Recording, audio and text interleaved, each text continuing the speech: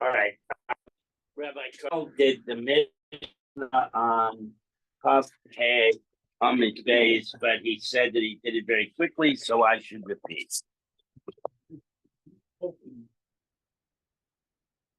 And I got to watch my language today because for the first time in weeks we're recording.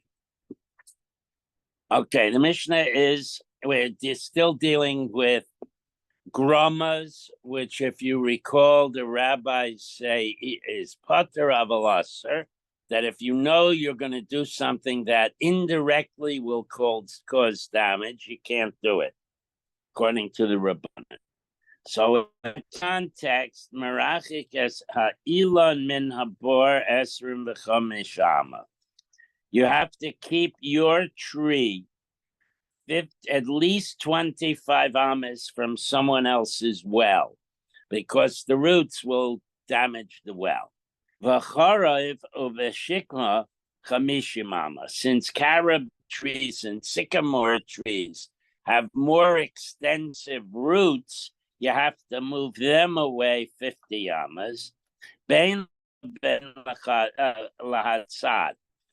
It doesn't matter if the land is an incline, so the tree is above the well, or they're level and they're on the same level. Doesn't matter. The distance is the same. Im habor kodma. Now, if there's a violation of this rule, im habor kodma, if the well was there first, kaitses v'noisin damim, he must cut down his tree, but the pit owner has to pay him for the value of the tree. Im ilan kaidem, if the tree came first, lo yakuts, you do not have to cut it down. Because here the well owner should have known that he can't make the well too close to the tree. It's his own fault. Im ilan kaidem lo yakuts, if the tree came first, you don't have to cut it down. Now that's all the Tanakama who represent the Rabbanim, but Rabbi Yossi is more laissez-faire. Rabbi Yossi Omer afal pi shahabor kademis li'ilon lo yikuts. Even if the pit was first, the well was first, and the guy planted his tree too close, you don't have to cut it down. Because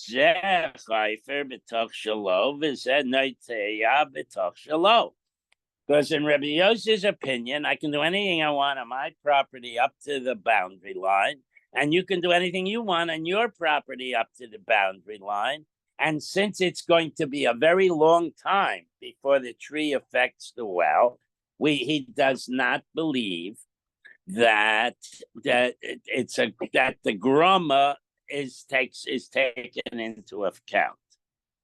So Mishnah Tana, we learn in a brisa, Bein habor lamata ve'ilon lamayla. It doesn't matter if it's an incline and the pit is below the level of the ground where the tree is, or Bein habor lamayla ve'ilon lamata, or if the well is higher than the tree, it doesn't matter. Okay, so Bishlam abor lamata v'ilan lamayla. It's clear to us that if the pit is lower and the tree is planted higher, the roots go down in through the soil and may affect the well. Ka'azlin and shirashim mazeke le'labor, because the tree roots will eventually damage the pit. But what if the well is high up the hill and the tree is down the hill? Why do you have to worry about the roots of the tree? So Omer Reb Chaga b'shem Reb Yossi. Reb Chaga quotes Reb Yossi, Mipnei shemachalidin es hakarka maklin lekarkasa shel bor, because the tree roots need to be a, a certain distance below the surface of the land so that the moisture will reach them. And the roots will actually follow the contour of the land and go uphill and eventually damage the pit. However, Rabbi Yossi Yomer Afal Pi Shahabor Kademes Lilon Lo Yikuts. Even if the guy plants his tree too close to the well and the well was there originally, he can he can do what he wants on his property, and the other guy can do what he wants on his property, and the heck with your neighbor. Amr Rabbi Yehuda Amr Shmuel halacha Rabbi Yossi. We paskin like Rabbi Yossi. However, we'll see in a minute that there are limits. Okay, Amr Rav Ashi ki hava'on the Rav Kahana have amrin. When I was learning in Rabbi Kahana's yeshiva, he would tell us, Rabbi Yossi begire didei. Rabbi Yossi is moida that if it's not a long time distance, then it's not a groma. I cannot stand in my property and shoot arrows out into the next guy's property. If he's standing there, he's going to get hit with the arrow, and that's my doing. It's not a groma. Okay, so there are limits to how your fair use of your property. You can't directly damage the next guy over. Papai Yonah Aniva Ashir Hava. A fellow named Papa from Yoina, that's a place name, was very poor and he won the lottery. He got very wealthy. Bana Apadna, he built a humongous house on his own property. Now, next door, Havu Hanach Atsure Beshivishuse, there were people next door who had a sesame seed crushing business. You get sesame oil, you use crushed sesame, same cooking, and that was their business. And you would pound the sesames with a heavy object, okay? Odechi have daike shumshime have naida apardnai. So their activity of pounding the sesame seeds caused his mansion to tremble, okay, to shake. Asalakami de Ravashi. So this guy Puppy didn't want his house to be weakened or fall down. So he didn't tire it to Ravashi. Amarle Ravashi's kid, Ki Havan Be Rav Kahana Have Amrin. And when I was in Rav Kahana's yeshiva, he would tell us, May de Rav Yossi Begire delay. That this is not years later. They pound and it shakes. They pound and it shakes. So it falls in category of shooting an arrow and causing damage. So, but you have to be reasonable. I mean, if you live in New York City, every time the subway goes by, the buildings rumble. And what? It doesn't matter. Because it's direct. If I was here first and I was shooting arrows all the time, because there was nobody next door, then you move in, I'm not allowed to shoot at you. That's direct action. And even Rabbi Yossi agrees, you cannot take a direct action. On the other hand, as I say, if you live in New York City, every time a subway car goes by, the ground rumbles and your building is affected. So, what? Well, the Gemara now asks, Pakama, how much shaking is considered detrimental to the other guy's use of his mansion? And the Gemara answers, Kidnayed nachtama afume de chatziva. If you lean the top, the lid of a barrel against the wall in your house, he says, and the pounding next door causes the barrel head to rattle against the wall, that's too much. So to take the New York analogy, one could have a tie to the city if the pictures fall off the wall every time the subway car goes by. Okay. Obey Maryon, the people who lived in this guy Maryon's house, Bered the Ravin ki have nafse kisna. This Bar Maron, the son of Ravin, had a business where he was growing and then processing flax. So you harvest the plants, you soak them, and then you pound the stalks to separate the fibers to then weave the fibers into fabric. Okay? So, but in the course of this pounding, particles from the plant would fly off and would like go poke a guy in the eye who's walking by on the street. Have a azla raksa umazke inche, the fluff or the particles from the flax plants would damage passers-by. Asulakami the Ravina. So somebody who was injured went to Ravina's Bezdin. Amar Lahu, Ravina said to them, Ki amrinin made Rabbi Yossi vigire delay. When Rabbi Yossi says you can't throw things out of your property and damage the next guy, literally shoot arrows, he was saying, that was a case where he shot the arrow and his force, by pulling back the string on the bow, caused the arrow to go forward, like shooting a bullet. Your kayaf is causing the action, okay? But over here, hacha zika hudaka mamte la. Here, he didn't throw anything into the street.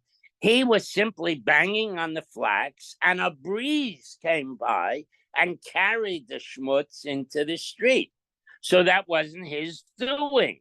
And therefore, he said he doesn't have to close down his business or build a wall to protect the public because he wasn't doing anything untoward. It was the wind that did it.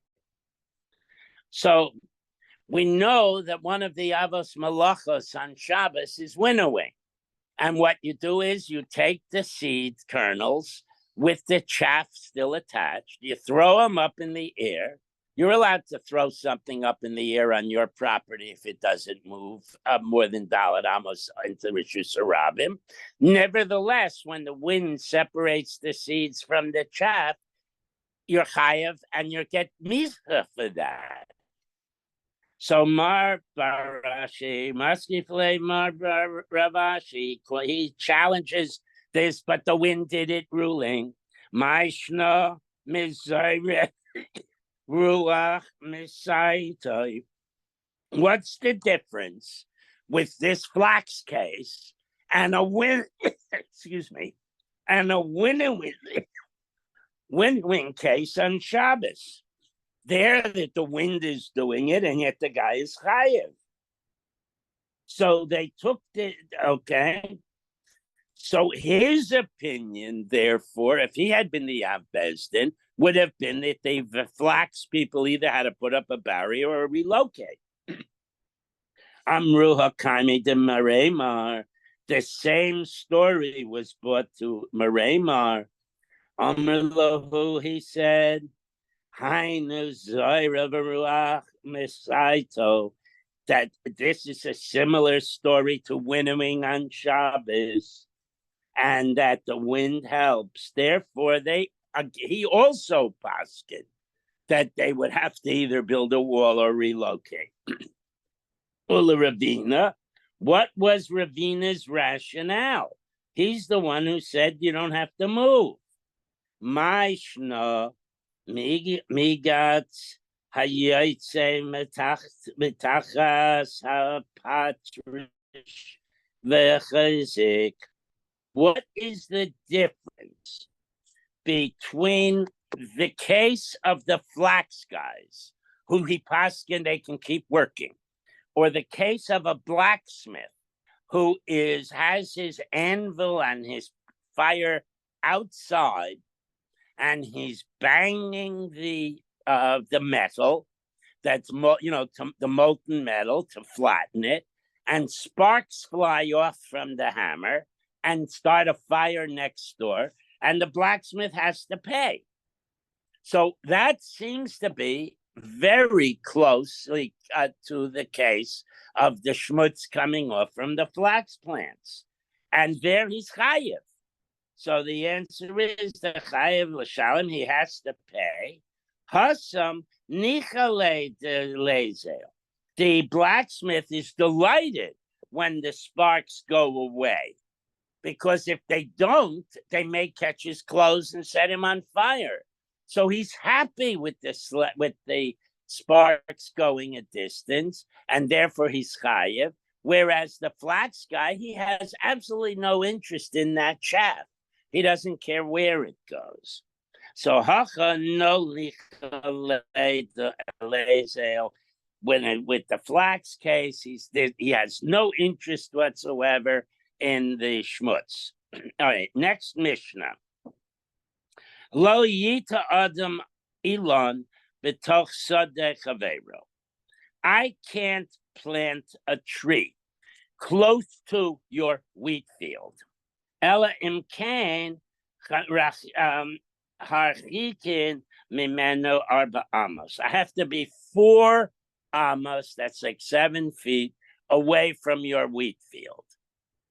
Now, I'll just give a little heads up here that because the roots are more than 3 tvachim deep, and if the tree roots won't interfere with your wheat field.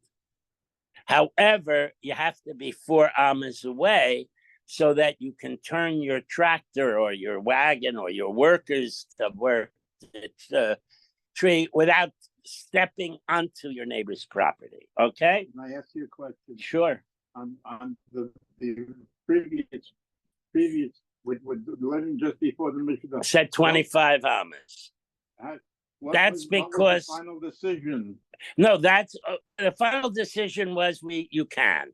But unless you know for sure it's going to damage soon.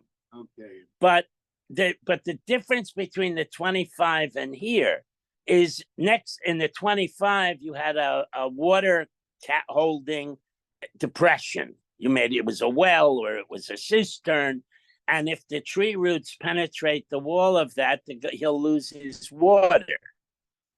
And the well is very deep usually. Here, it's just the plants on the surface that are a problem, because the tree roots are below 3 tvachim and therefore won't harm your wheat plants. That's how to explain the 4 and the 25. And the fellow with the flax, he doesn't have to move. No, he doesn't have to move because he's not doing anything wrong. Right, yeah. It happened that Tuesday, the wind blew north and it hit the road. That's not his problem. Okay, yeah. Okay, that was what the Gemara told us. Okay, now in the United States, the law may be different. That if you're doing indirect damage, you are liable. Okay, but this is the Jewish law, not secular law. All right, so you have to move your tree at least 4 amas from the border between your property and the next door farm. Echad gefanim v'echad kol ha'ilon. It doesn't matter what I'm planting. If I have a vineyard or if I'm planting an orchard, it doesn't matter what I'm planting. I have to be that distance. Now, hoya geder b'neihem b'ntayim. What if there was a fence or a stone wall or something between Schwartz and Abramowitz's field? So then mikan. So one guy can plant right up to the wall. And the other guy can also plant right up to the wall because the wall has a foundation, and therefore the tree roots or the vine roots will not affect the other guy's plantings. Usually a fence is just above ground. No. When they built walls, they dug a trench, they made a foundation, and then they put up even a fence today. You drive the fence posts into the dirt. How deep do they go? Pardon me? How deep do they go? Well, at least 3 tvachim. And the halacha we'll see, is 3 tvachim. Okay. Well, all trees are not alike. Some trees will the roots will go. Well, out. first of all, we pass in like Rabbi Yossi, so we don't care about the roots, but we do care about each guy has to be able to work his property. Right. So you have to have 4 amas away from the next guy's property, so you can take your cart and put the grapes in it, and then you're not trespassing. But if there's a wall, you can't trespass. Right. Right? So that's not relevant. So we don't care about the roots. Okay. Okay. Now,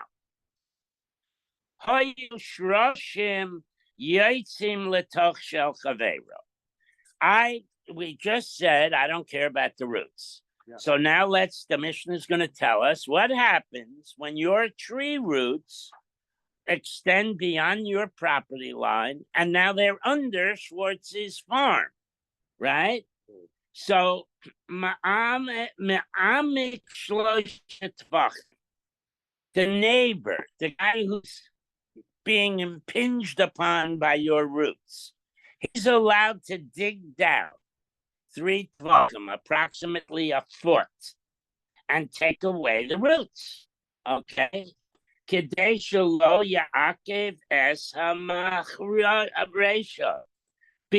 when he plows, the blade of his plow is about 3 tvachim deep. And if your roots are closer to the surface than that, he's going to bang into this heavy wood root and damage his plow. So you're not allowed to make his plow a threat to his plow, so he can dig down and chop off your roots to a depth of about a foot.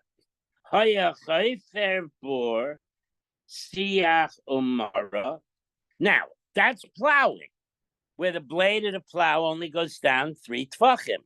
But supposing he's digging a well, or he's making a cistern and adding water to it, or he's making some kind of an underground storage area. Now he's going to go down significantly more than 3 tvachim, and your roots are impeding his project. So he's allowed to take away all those roots, koitzeis v'yored. He can keep cutting roots till he has enough depth to do his project, va'etzim shelo, and the wood roots from those roots are his. Now you'll notice this word his doesn't have a clear antecedent. The Gemara will deal with, does he have to give the roots back to the owner of the tree, or can he keep the roots and use them for whatever he likes? They were on his property, though. That's correct, but from Schwartz's tree. All right. I'm just pointing out, pistama, it means that the digger can keep the wood, but it doesn't say that. It says the roots are his, and the Gemara will deal with who's the antecedent of the words. Tana, we learn in Brisa. Arba ames sha'amru, these 4 ames that we're talking about with the tree near the next guy's farm. Ki avoida sakerem, so that you can have the room to move your workers and your equipment and your tools around your plants, so they can, weed and harvest, etc., without you going onto the neighbor's property. Shmuel says, Lo shana ela be'eretz Yisrael. This is a situational rule. In some places, they have huge John Deere tractors. And in other places, they have a guy with a horse or a cow and a little plow. So the fact of the matter is that Israeli plows and Israeli carts required 4 tvachim. Okay, Aval bebavel they amos. But in Babylonia, where they use smaller equipment, they only needed 2 amas because that would be enough to do what you have to do without going onto the next guy's property. Tanya, we have a brisa, Nami, another brisa. Hachi lo yita adam ilan samach l'sayda chavero. I'm not allowed to plant a tree next to your field. Ella imkain charkik mimenu shtei amos. This brisa open. I think that's mine. The brisa openly says 2 amos. So what's going on? The Mishnah said 4, this says 2. Hi, Anantanan Arba Amos. Our Mishnah says 2. Elalav Kedishmuel. So this is not presumably what Shmuel said. Because Shmuel said it's absolutely clear Israel is 4, elsewhere is 2. But here the Brisa simply says 2. It's a blanket for everywhere. So that, well, the answer is that this brisa is a Babylonian opinion, and therefore it supports Shmuel. Shema Mino, it supports Shmuel. Ika demarele mirma. There were those who took the brisa and took the Mishnah and made the similar analysis. Tanan lo yita adam ilon samach lesade. Kavero, you can't plant a tree near your neighbor's wheat field. Ella imkain marchik mimenu arba amos. That's the Mishnah for amos.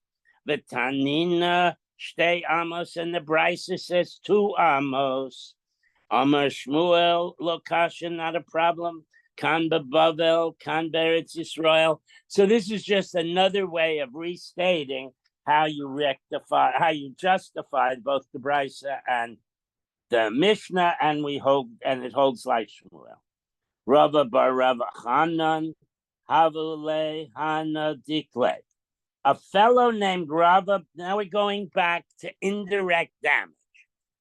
A fellow named Rava bar Hanan had a row of palm trees reasonably distant from his neighbor's vineyard. Okay?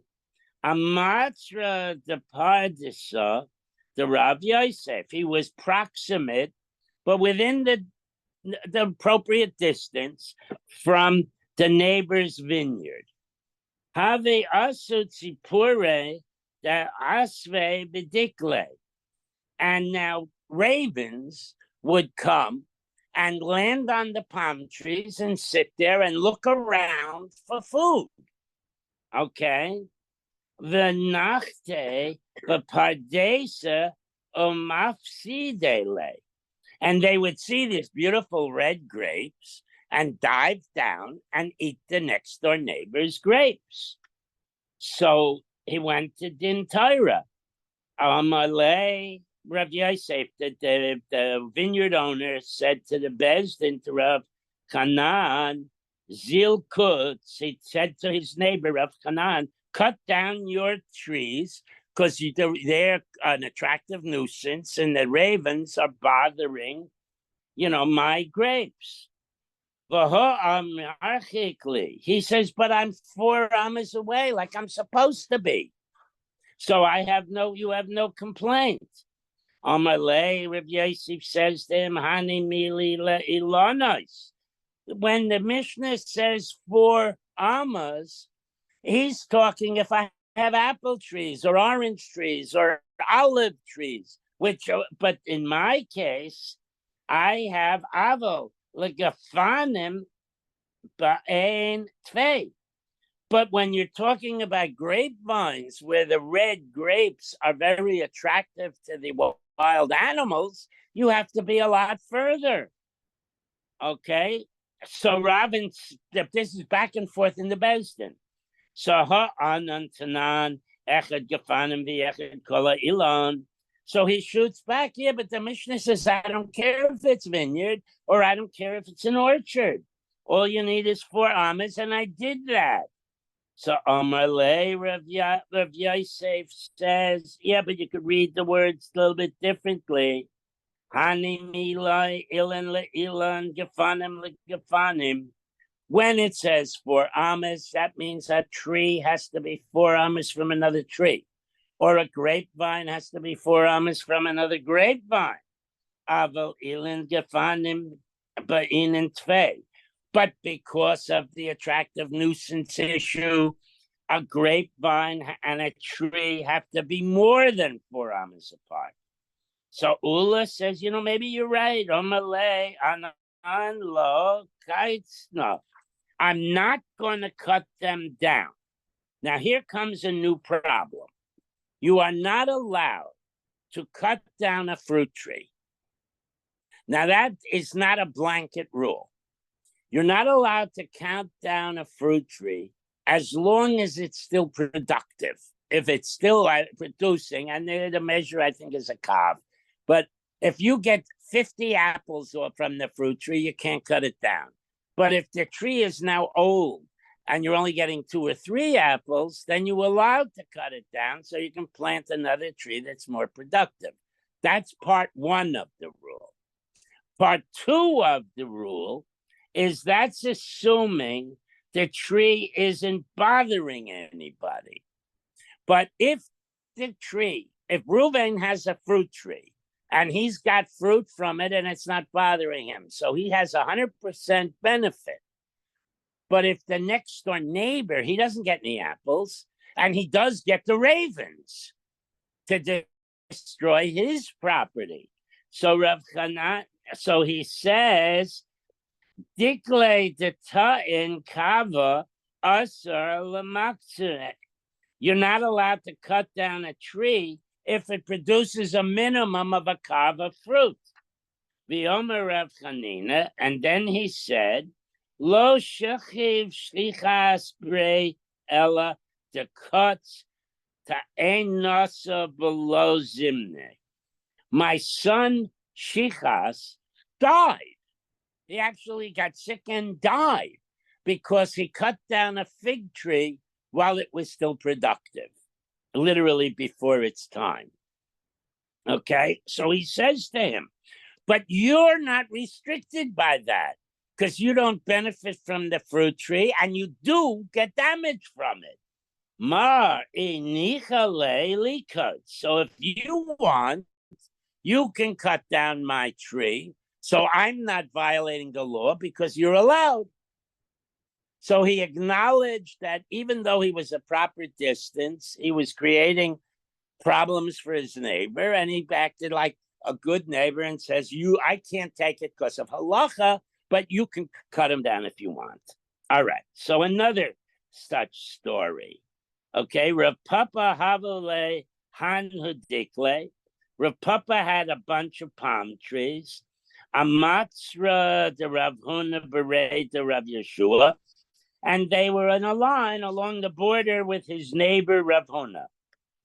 Okay, Azil Ashkeche Dahave Chafar. So one day, Rav Papa, the owner of the trees, walked out and said to see his trees, and he saw his neighbor digging holes. The Kokayitz Rushav. And as he was digging, he encountered roots from the palm trees and cut them off. Omelay, my hi. What are you doing? There, you're ruining my fruit, my trees.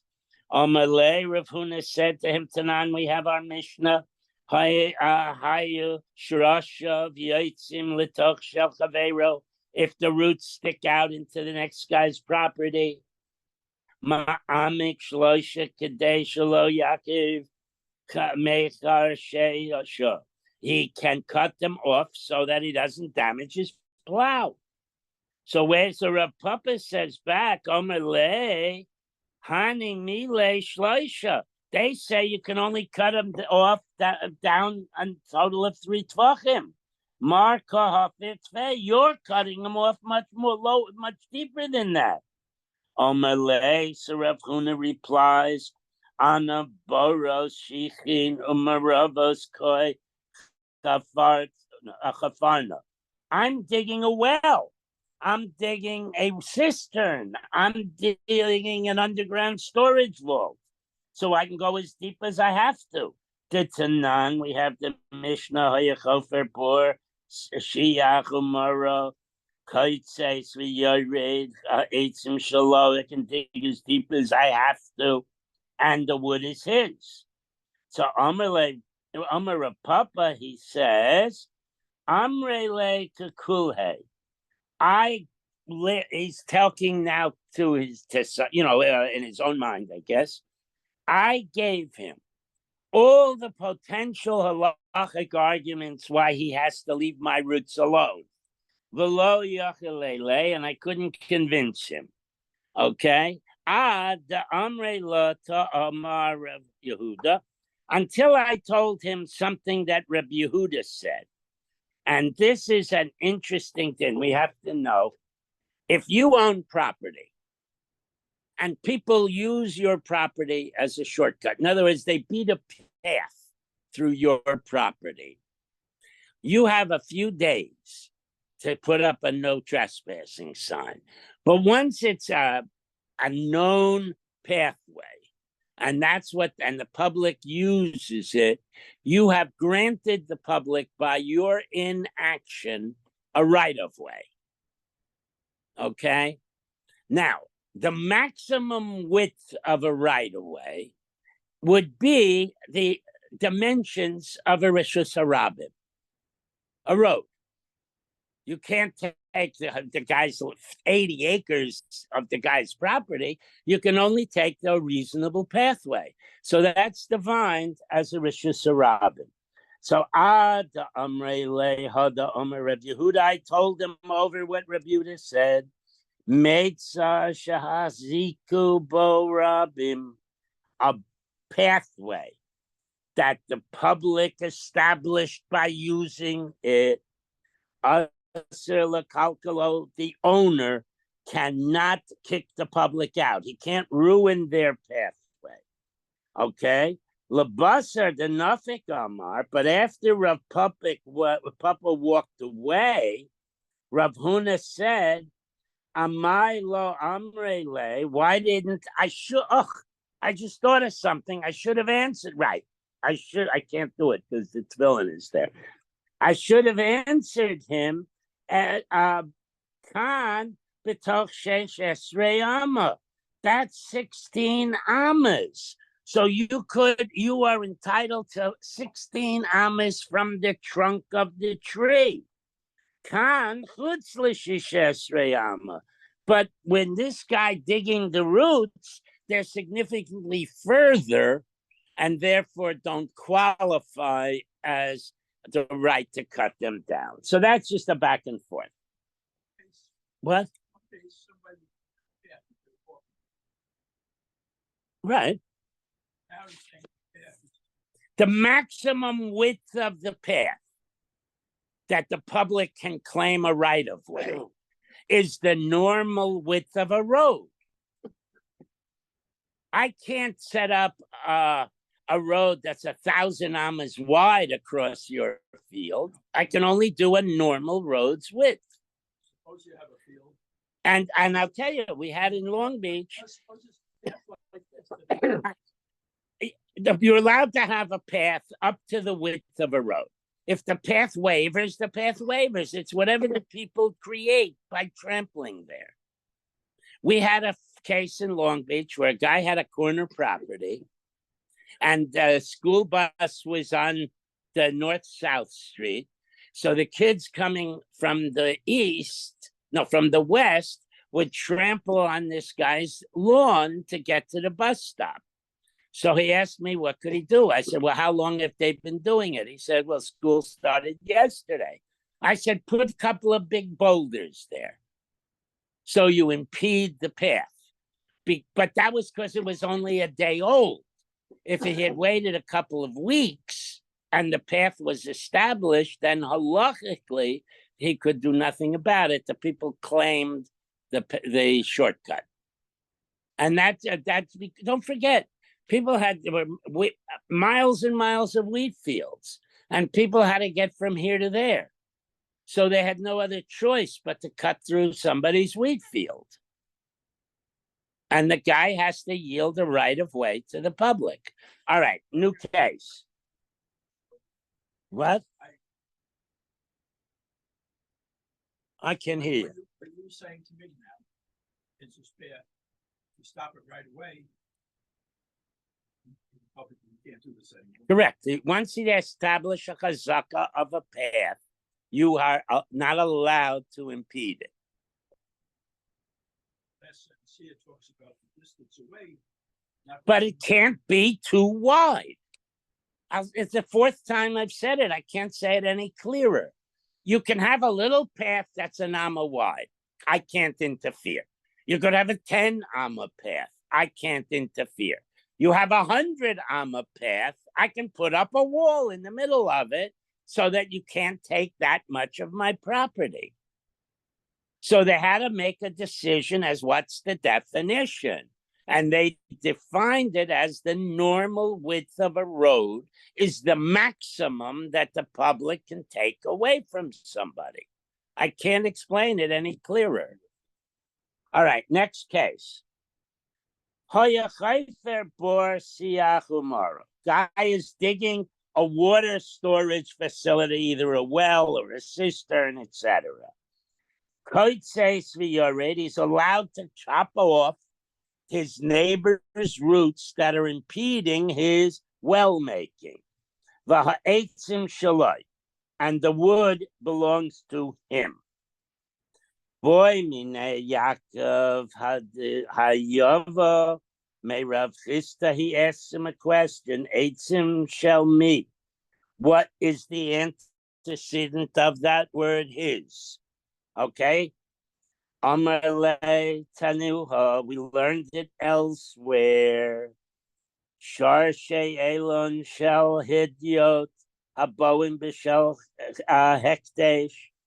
If a person lives next door to the Beis Hamikdash, and he has trees, and roots from his trees cross the line into the Beis Hamikdash property, okay? The rule is as follows. Lo nehenan, nobody can benefit from those roots. When you dig them up or chop them up, nobody can benefit from that wood.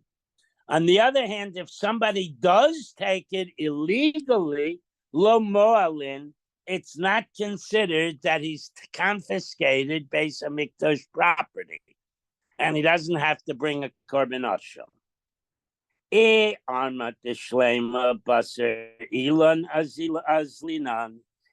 we argue that the roots belong to the tree owner, mishum hachi lo moalin, that's why if somebody uses them, it's not me'ila, because it's private property. Ella I armad basar karkas linan. But if you say the roots are on Schwartz's property, or in this case, the Beis Hamikdash property, so they belong to the Beis Hamikdash, amai lo mo'alin. Why do we not say that he violated me'ila? So therefore, according to this Mishnah, the inference is that if it's Schwartz's trunk, they're Schwartz's roots, even if they're in Abramowitz's property. So the Gemara argues with that. Elamai basar ilan azlin. And so why do you say the roots go to the tree? Ema Sefer. Let's look at the rest of that same Mishnah, which argues with that. Shel hekdesh aboin b'shel hedyoy. What if it's a temple tree whose roots go into the next door neighbor's private property? Lo nan, and you can't make any use of those roots if you chop them off. V'lo moalin, and it's also not me'ila. So basar ilanazlin, and if we say that we go to the owner of the tree is the owner of the roots, amai lo mo'alin. Why is it not me'ila? So the Reisha of the Mishnah, it is arguable, says that they belong to the temple, but the Sefer, it is arguable to say they do not belong to the temple. So what's going on? Midday Arya. What has this got to do? This Mishnah is talking about the temple and Meila. This has nothing to do with tree ownership. Furthermore, in that Mishnah, begidulin haboin la'achar mikan askina. What is happening over there is somebody who did not go into exile owns this tree. And that tree's been there for a long time. And now Ezra comes back from Bavel with a bunch of Jews. And he consecrates the temple plaza, and he starts building a temple. And now, after the construction project starts, roots grow into that area. So now we have to look at a whole new rule. Okay? Kosover ein me'ila b'gidulin. That Mishnah holds that new growth is not me'ila. So, by way of example, I am makdish a grapevine on January 1st. So what exists on January 1st now belongs to Kodesh. The roots are Kodesh, the stalk is Kodesh, the branches are Kodesh, the grapes are Kodesh. But now it's the spring, and the plant gets bigger. So the halacha is whatever grows before I am makdish it is Kodesh. But any new growth is not Kodesh. So now let's carry that back to the tree near the temple. Okay? And so it's not Kodesh. On the other hand, it's on temple property. So we say you can't use it, but it's not Me'ila if you do. Okay. Ravina Omer Lokasha, it's still not a problem. Khan, in the case where the Reisha of the Mishnah suggests that the roots belong to the tree owner, b'toch shesh esrei amma, where again we're dragging in the 16 amma measurement, and we say that up to 16 ammas, then the roots are still the property of the tree owner. Khan, in the case where it says the other chutz, that the neighbor owns it, whether it's a temple or the next door neighbor, chutz l'shesrei amma, that's where the roots are 18 ammas. So when you cut them off after 16 ammas, they belong to the cutter. Amar Ula. Now, why is that before we said the width of a road, now we're saying 16 ammas for the roots of a tree.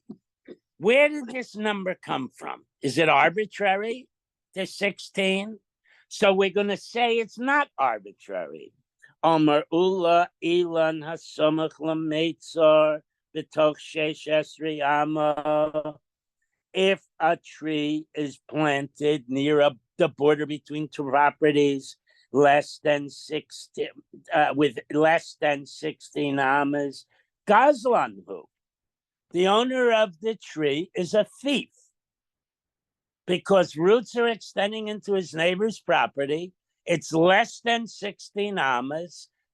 16 ammas is the amount of normal trees take nourishment from the ground within 16 ammas of the trunk. So my branches, I'm only 12 ammas. So 4 ammas worth of my roots are sucking up your nutrients and your water. So I'm a thief. Okay? Gazlanhu.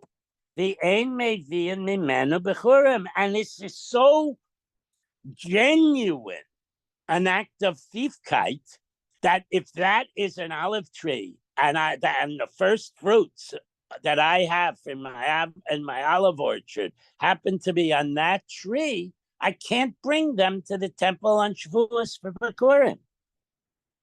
Okay? Now, why did Allah pick this number 16? If he says he got it from a Mishnah, there's a new notion here. The definition of an orchard is 10 trees within a base saw. Now, Erev Shavuos, that means in the month of Elul in Shavuos, the 6th year, Rosh Hashanah starts Shavuos. If I plow that field in Elul, it's obvious that I'm getting ready to plant in the 7th year, even if I'm not going to. If I plow the field, then it looks like I'm getting ready. So you're not allowed to plow the field. On the other hand, if I have baby saplings and there are at least 10 in a base saw, that's an orchard. And if I plow between the saplings, it's obvious that what I'm doing is creating furrows for water to accumulate to nourish the saplings. So I am allowed to plow right up to Erev Rosh Hashanah. Okay, that's what the Mishnah says. Aser nitiyos hamufozros b'toch beis sa'a. 10 little trees are distributed relatively evenly through a base saw. Chorshin shall base saw umashvilin ad Rosh Hashanah. I can plow around those trees right up to Rosh Hashanah. Kama hayulahu. Now we're going to do a math exercise, which will continue until tomorrow, and we're going to have a lot of problems with the measurements, okay? Kama lahu, how many amas, square amas are there in a base saw? Trey alfin in the chamesh mea gormidai. 2,500 square amas. So if you take 10 trees and distribute them equally in 2,500 amas, how much ground is around each tree if they're called little, if you could measure them as little boxes? 250. 2,500 divided by 10 is 250. But the problem is, and we'll tune in tomorrow, that doesn't accord with Ula's math. And we'll tune in tomorrow and go into Ula's math. Okay. We bring a calculator with us? They have the numbers. You can bring a calculator. Slide rule? Slide rule. If you have one and know how to use it, please do. Because when my wife was a sophomore in college, they stopped doing slide rules and they started using a Texas Instruments calculator that had all the formulae in it. You know what I'm talking about? Of course. But when I was going to school, they still use a slide. Well, you're older than my wife. I said when my wife was a sophomore in college, or you used to be able to bring a satmar? Huh? A satmar in college? A satmar? Sophomore. No, I mean, you used to be able to bring a slide rule to class, but not a calculator.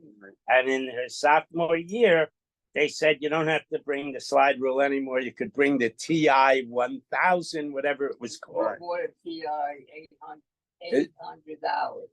Yeah, it was very expensive. Look, we bought just a regular calculator for $3,500.